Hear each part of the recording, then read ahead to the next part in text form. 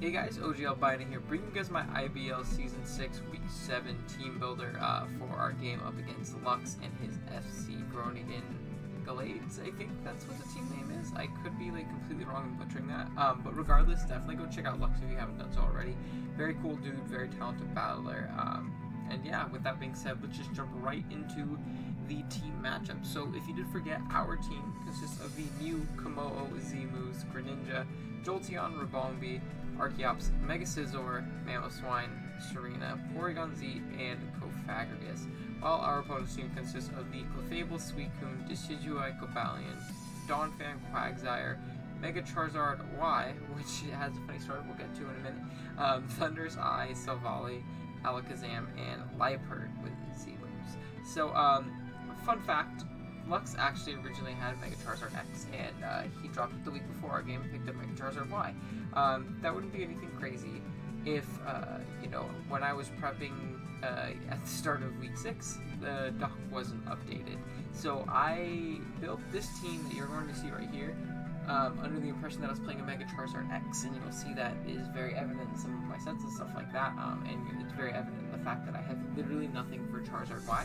So if you see that and you're like, hey, Owen, why don't you, have any check or anything like that, it's because I didn't know I was playing it. So, I mean, that's completely my bad, but, I should have checked the transactions tab, and I think I remember even posting it, just never registered in my brain for some reason, but, yeah, I thought I'd get that out of the way just so you guys had that little background, but, yeah, with that being said, let's just jump into our first mon right here, which is going to be Mamoswine, rocking out the Life Orb, Thick Fat Ability, Earthquake, Ice Shard, Icicle Crash, Stealth Rock, Max Attack, 52 Super Def, and 204 Speed with an Adamant Nature.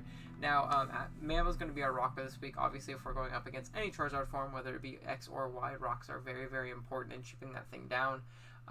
It's also just a great wall breaker in this game in general. It 2-hit KOs pretty much his entire team, and it takes advantage of some of his fat that he has on his roster, such as, like, potentially a Clefable if it's a weekend or something like that, or we can come in on a Donphan that's a little weakened. It's just a good wall breaker in general. It can live one hit mostly from pretty much anything on his team. Kinda. Not really the case, but kinda. The Ice Shard priority is also great though, when taking into account the mons on his team and stuff like that. And, just the dual stab between Earthquake and Ice just hits his team super, super hard. Speed-wise, we are creeping a max speed, we're creeping a Suicune that would be creeping us, creeping a max speed Clefable. So we're a little bit over that hump, which sounds pretty complicated. I doubt he'll run max speed Clef, but in case he just wants to bring like an offensive Clef for some reason, I figured that'd be helpful, and there wasn't much else for us to creep, besides maybe like base speed Suicune. But I figured this was just a bit of a safer bet, and even if he just runs like a tiny bit of speed in this weekend, we'll hopefully outspeed it, which would be nice. But I did want to keep Adamant, if we at all possibly could, because it just hits his team incredibly, incredibly hard. But yeah, that is going to be Mamoswine. Next up we have Komodo, which is probably going to be our win con this week. Rocking out the Poisonium Z, Soundproof Ability, Dragon Dance, Close Combat, Poison Jab, Dragon Claw, 84 HP, 188 attack, and 236 speed with an Adamant Nature.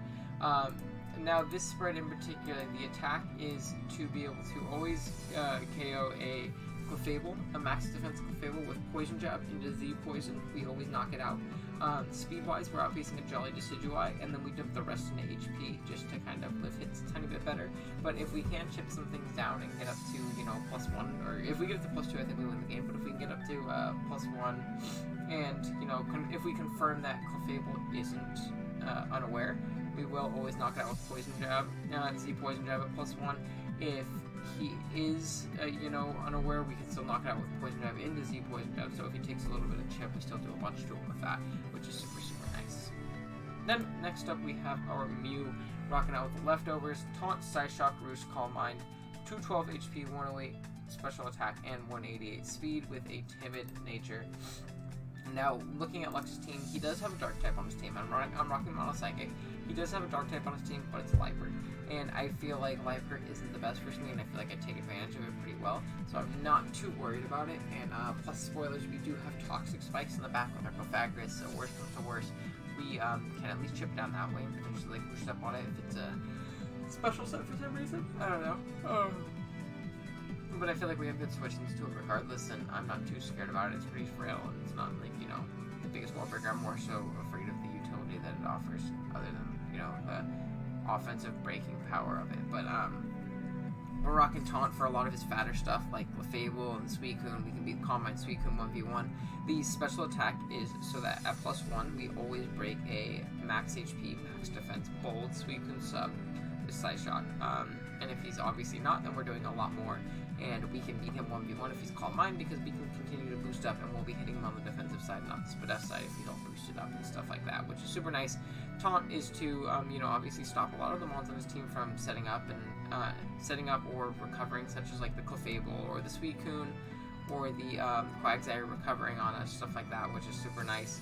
And then Roost is obviously for longevity. So this moveset is looking to put in a good amount of work this week. It also serves a really good check to the Cobalion, potentially, even though we're not going to go launch with Side Shock because it has really good Fizz Def. We can potentially boost up on it if he's not like a Sword Dance set or something like that, which is super nice as well. Then next up we have our Cofagrigus, rocking out with the leftovers, Mummy abilities, Shadow Ball, Pain Split, Toxic Spikes, Calm Mind, Max HP, Max Defense, 4 special attack with a bold nature. Now this was kind of our Zardex check. Like, it's kind of a check, not really. I'm kind of glad it's not Zardex because my team had nothing for it. With Mummy, we could take away his Tough Claws and potentially lift 2+1 hits, which is super nice. Pain Splits for longevity. Shadow Ball, he doesn't have a Shadow Ball immunity on his team. He has Liepard as a resist, and that's it. The rest of his team does take damage from it. Toxic Spikes is great for his just fat in general, stuff like the Donphan, the Quagsire, the Suicune, Unaware, Clefable. I figured Toxic Spikes were great, especially being that he does not have a grounded poison, so if he can get a layer up or 2 layers up, that's absolutely amazing in chipping them down. And if he is, you know, he does bring Liepard, and I can get up a couple layers of Toxic Spikes, so I can potentially still win with my Mew, my Mono Psychic Mew. Which is obviously really nice. Excuse me. But yeah, that's going to be our Cofagrigus. It was meant to kind of be a Zardex check. It also checks the Cobalion really, really well. And yeah. Next up, we have Greninja rocking out the Choice Scarf. Again, I hate running Scarf Greninja, but the team kind of forces me to in a lot of games. Torrid ability, Surf, Gunk Shot, Grass Knot, Ice Beam, 92 attack, max special attack, and 164 speed with the hasty nature. Now this kind of just serves as speed control for the team.